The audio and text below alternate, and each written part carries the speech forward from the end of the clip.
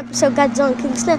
Today, I'm going to show you guys how to make a simple primitive arrow right in the wild, and it's very difficult to find food because obviously if you grow plants, you're not going to have food during the winter. Plus, what if you're there on a camping trip and it's kind of pretty cold and snowy out, but you're pretty warm because you got warm clothes on, you know how to make fire, but you don't got any food and you're starving, and obviously you can melt snow to get water, because all it is just water and you're boiling water. So if you don't have any food or you don't got any hunting weapons, I got a pretty easy one right here. I mean, it's not like super duper effective. Like, it's not gonna be like a 2-shot kill. Like, it's more gonna be like a 10-shot, like a 5-shot kill on like a squirrel or something. And it's probably mainly gonna just weaken it, because these arrows are not powerful enough to kind of just like pierce more than 2 millimeters. Hey, what's up? I mean, they're sharp, the arrows, and they're pretty aerodynamic and strong, but it's mainly the bow that does the most of the work. I mean, the arrows are pretty sharp and nice, but I don't know if they're gonna do that much. I mean, never tried it on a living organism, and I don't want to shoot at my little brother. It's probably gonna bruise and maybe scratch your enemy or your target that you want to hunt for, but I don't really know how effective a measly little bow like this is, and some arrows that aren't really too sharp and don't really have any feathers on them, which, if you don't know what the feathers do, they're kind of mainly for decoration, like they're optional, but they do help a lot with aerodynamics and going faster, and also flying straight. So they help make it go faster, quieter, and make it go straight. So, because some of these arrows, I fired them, they do go fairly straight, but some of the time they can just like go flying to the other direction, like either this way or that way, but I don't really know. Without further ado, let's start doing it. I already peeled the skin off this bow, and since we don't have any obsidian or flint here and Long Island, I'm going to use some slate, which is fairly common everywhere. You can find it, you can easily sharpen it. Just look at that edge, and just look at that edge. It's really nice and sharp, because once you break it, it gets really razor sharp, just like obsidian, but it's not as sharp as obsidian, obviously, because that is like basically sharper than a knife. It's like basically like a little knife there. If you step on a piece, and you could actually cut yourself, even if you do step on a little chunk, and it cracks and it makes a little flake. So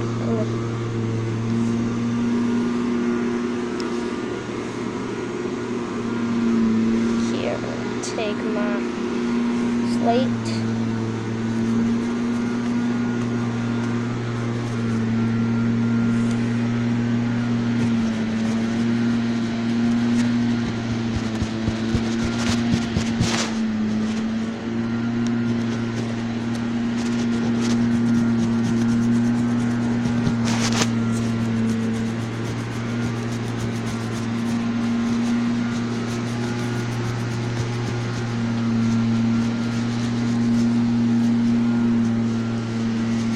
I hope the guy leaf blows in the background isn't too loud for you guys. Hopefully it is not.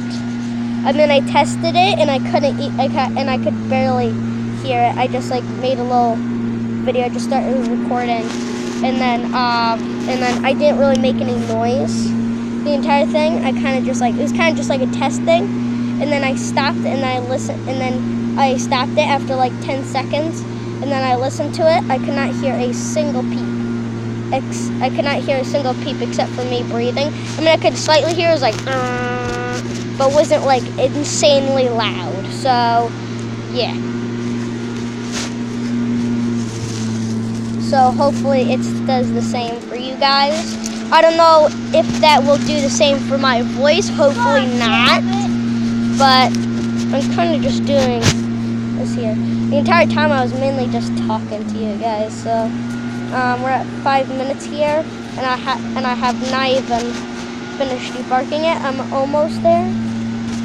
It's really hard because I'm doing it very slowly. I want you guys to see every little part of it. I mean, I wish I had a better camera. It would actually record, but soon, guys, soon we'll have a better camera and you guys can see everything a bit better and nice. Because I need a cameraman, but Tyler doesn't want to do it, so he's a little pain in the butt. So, am I done with this? Yeah, I suppose. I'm almost done. Like that.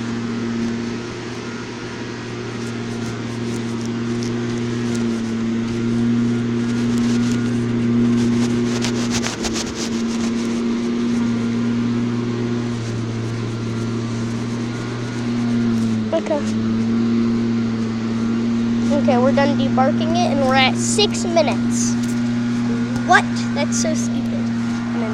I mean, look, you can actually see it's pretty straight, and I found this. And if you're wondering about the bow, all it is kind of just like a pine branch that I found that was kind of curved a bit. I already shot these arrows out of it, and this one does not have any glue on it, but these ones do. But maybe in the next episode, I'll probably record like maybe just like a little vlog thing. We can do something fun. I'll show you around the house maybe a bit. I'll show you my little collection of things. Oh, good job, Tyler. You're building a little shelter. Okay, good. Okay. Tyler. Okay, so since this thing is really nice, I'm going to put the notch at the end for the bowstring to go in, and then I'll make another knock, or kind of just like split it right here a little bit. Okay, so if you got kind of like arrow shaft, the arrow shaft is the little straight stick that you're gonna have, and that you're going to attach the feathers, and that you're going to put the arrowhead on. That's the arrow shaft. The arrowhead is obviously the tip, the very sharp stone or scrap metal tip you're going to find in the wild. Usually, most Native Americans would actually would travel thousands of miles to go to Oregon, because there's just a mass of obsidian there that would keep them their stomachs full and keep them clothed for thousands and thousands of years. Isn't that a cool fun fact? So I'm kind of trying to split this right here a bit so I can put an arrowhead in. Oh, god damn it. Broke. It's like, oh my god, what are the odds of this happening? Just when I'm making a video, I just want to make a video so I can show you guys. Okay, so I'm just taking the same piece of slate that I had. It's not even like I'm doing it too roughly. Kind of gotta just like saw it down the middle. It's like I'm just pushing too hard. Okay, so I guess that would be the notch for the arrowhead to go in. Todd, do you think you can pick this up? Okay. You kind of like hold it. Hold it. Like hold it up. So, guys, here is the part where the arrowhead is gonna go in. Right around there, you can see it. It's kind of like a little crack bit. You're gonna put the arrowhead in there. They're gonna tie it all around, really, really tight, so the arrowhead does not fall out. And then what you want to do is kind of just saw a little notch at the end, kind of like a V-shaped notch, just like that, and just like that, and here we go, like that. This is kind of my new hobby now, just making bows and arrows. I mean, this won't completely kill your enemy. Maybe it'll slow it down, maybe bruise it, scratch it, or something like that, and it'll kind of slow it down. Stop! It'll kind of bruise it, scratch it, and slow it down. So if you do and it weakens it and it falls down, it might bleed out if you get a really nice shot on it. Maybe even break a bone if you're really lucky and you're really precise with it. And you got like a razor sharp arrowhead. Like that, like in things. I kind of usually, okay, so we got the knock at the end for the string to go in. And then we also have another knock that is split down right there for the arrowhead to go in. So I think that's kind of good for now. In the next episode, I'll show you how to make the arrowhead.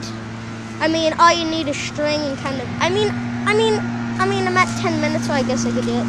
So it's kind of the finished arrow shaft right there. On our next video, I'll show you some cool stuff. And bye!